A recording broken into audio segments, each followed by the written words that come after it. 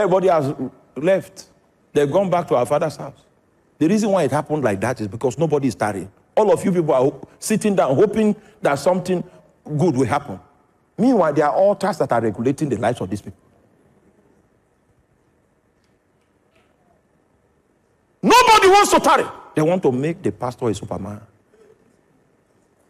So when he comes, he can press button and say, Galaboko, Galakoko, Gaya, Kakakakakakaka. That is what they want to make a pastor.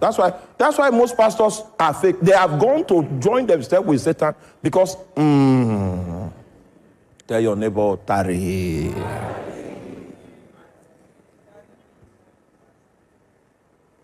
So when I went for youth service, I made up my mind before I departed for Kano.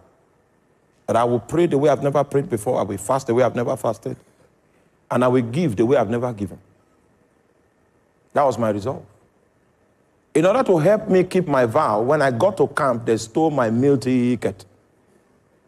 So the possibility of going back on my promise did not exist because the options were not many. May your meal ticket be. They stole my meal ticket the first night upon my arrival at the camp. So my fasting started almost immediately. Those were the days where we only had batch A and batch B.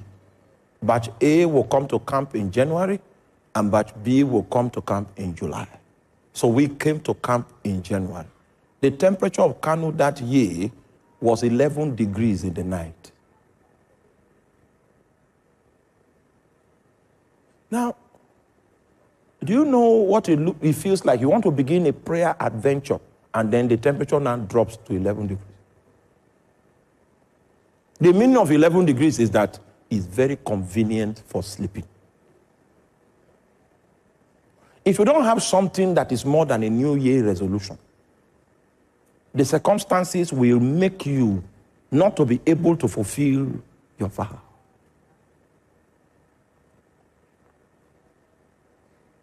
So I began to push in prayer, began to push in fasting, began to push. Those were the days when camp was 30 days.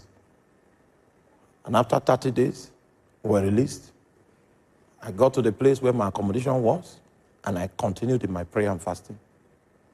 The place was conducive. I found a hill. That is where I used to climb for my prayer. So when I come back from work, sometimes I come back from work by 5, I climb the mountain. I come back from the mountain by 11, sometimes 12 midnight, some other times. And I maintained it on a daily basis.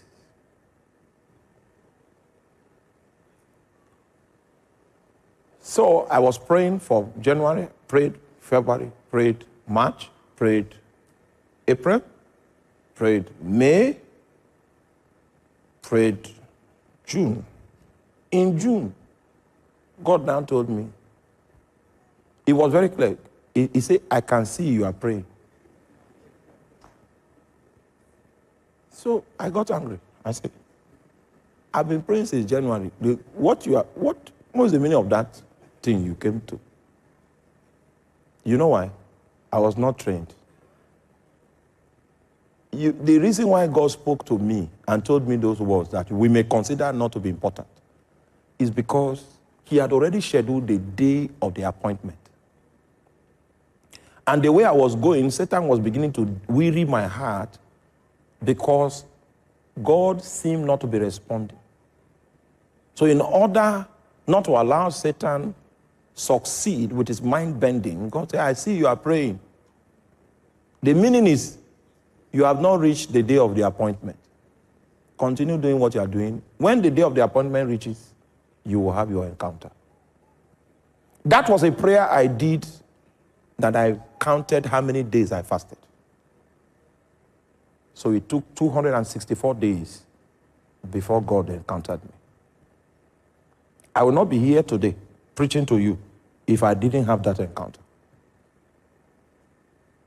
264th day, I finished from my prayer on the mountain, came back into the room, Because the prayer started becoming so intense that when I come from work with my tie, if I'm late, I don't drop it. I take the tie to the mountain.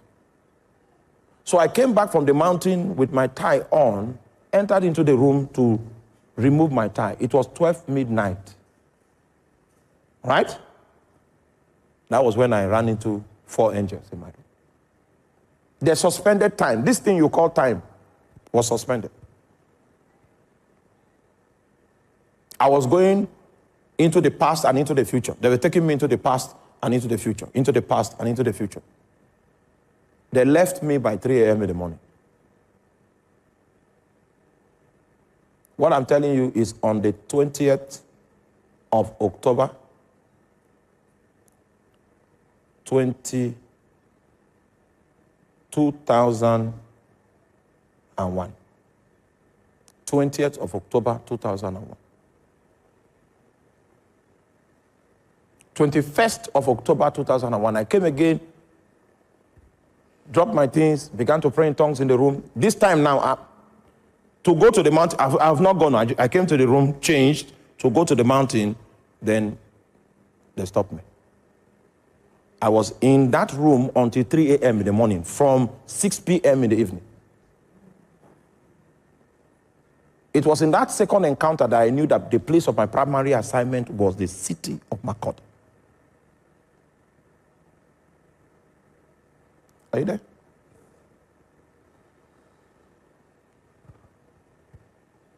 That's how divine direction came to me. When you start with a vow. If you continue, you will hit an encounter of your appointment. The day you hit the encounter of the appointment, the second point I want to raise starts. It is the supervising spirit of your altar that comes to visit you. It doesn't come as a friend, doesn't come as an acquaintance. It comes as a king.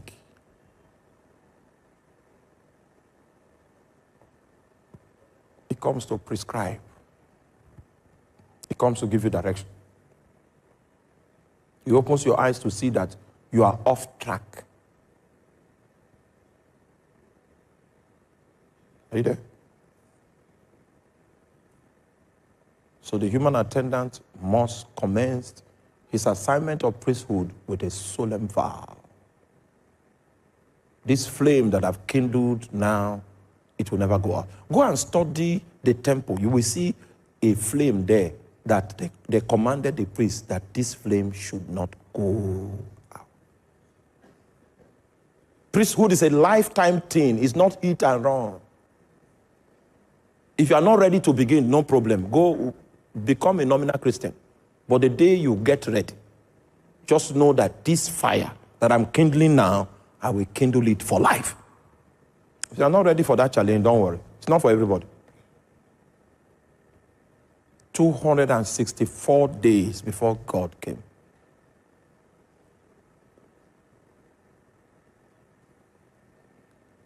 Sorry, it's not God that came, it's angels that came.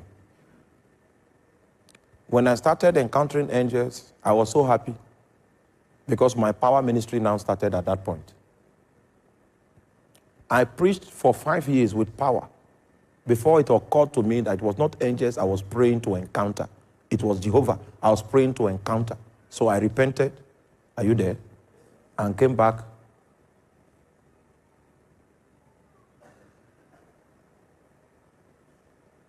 You will encounter many things when you begin to do if prosperity can even fall upon you suddenly.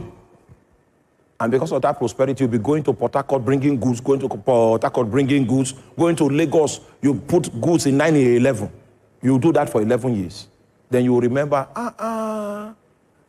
it was not goods that I was looking for when I started. My own was the angels began to minister to me, and I started power ministry. That's where that sensitivity to know if an angel is in the room is that time that I got it. When demons are walking, I will know it. I will know the gift of discernment of spirit. Among all the prophetic gifts, the strongest of my life is discernment. I do business with invisible beings.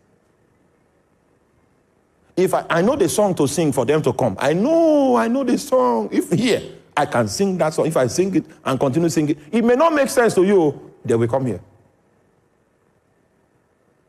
No man taught me this. I learned it by the altar. There are lessons that you will learn by encounter.